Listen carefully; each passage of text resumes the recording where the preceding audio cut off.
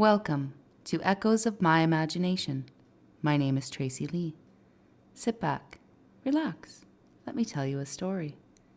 Today's story is called The Flame-Guarded Mountain, where flame-guarded memory and a lone sentinel kindled the light that kept an entire world from forgetting itself. Let's get into it. High above the lowlands, where snow-kissed stone and stars rested nearer than clouds, there stood a solitary peak known as Halvern's Watch. It was not the tallest mountain, but it was the most feared. It never extinguished its fire. The mountain itself was not silent, no, it hummed. Beneath the crust of ancient ice and scorched obsidian stone, molten veins pulsed like sleeping serpents. The cliff faces bore runes older than script, etched by fingers no longer remembered. At twilight, the shadows on its crags sometimes moved counter to the sun. Legend said Halvern had once been a titan who gave up motion so that the world might rest safely at night. At its peak was the Ember Chamber, a stone dome grown rather than built, formed from lava that cooled into the shape of a perfect spiral. Inside it burned a single coal-red ember, the size of a child's fist, but bright enough to cast light down to the foothills. This flame never dimmed, and yet no smoke ever rose. She was born during a silent solstice, the first recorded in memory. No animals cried, no wind moved. No child laughed, even bells would not ring. She was left as a swaddled bundle at the base of Halvern's climb, her name pinned to her in scorched thread. Eleonora. The monks of the lower temple raised her, but soon realized she did not thrive in crowded walls. She could not bear stillness without flame, nor company without wind. At age 9, she climbed the entire mountain alone.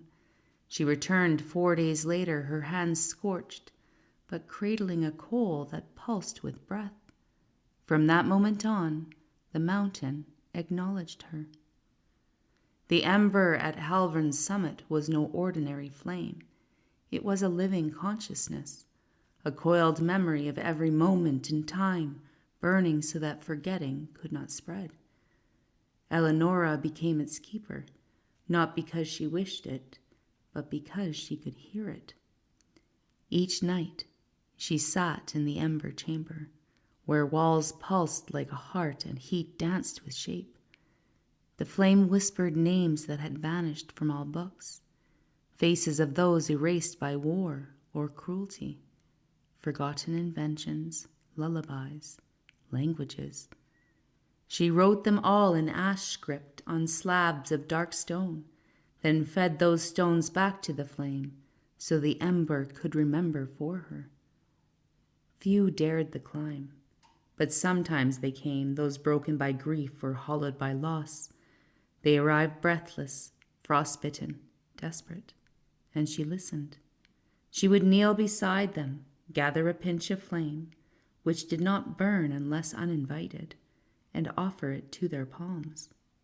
The ember whispered their truth, the child they lost in a winter river, the name of a father they never knew, a song they once knew by heart, now vanished.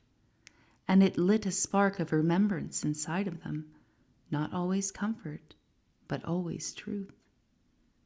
One year, a terrible storm rose from the north, but it wasn't wind, it was forgetfulness, sentient and cruel. It had no body, only snow and silence. It consumed libraries and grave sites. It erased stories from minds before they could be passed. It came for Halvern's flame. Eleonora stood at its peak as it approached, her arms bare, her feet unshod. She opened the ember chamber fully for the first time in 100 years, and she stepped into the flame, not to die, but to become memory itself.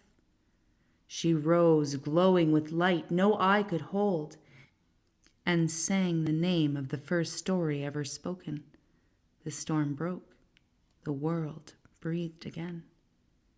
She remained on the mountain, but she was no longer fully human. Her hair flowed like flame thread. Her breath shimmered in sparks.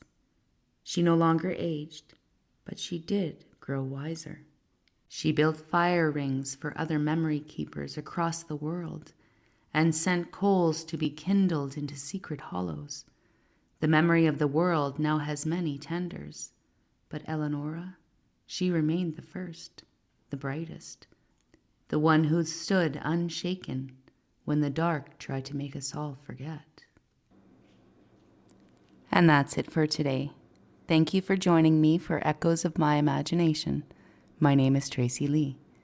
Don't forget to subscribe, share, follow, and like, and I'll catch you next time.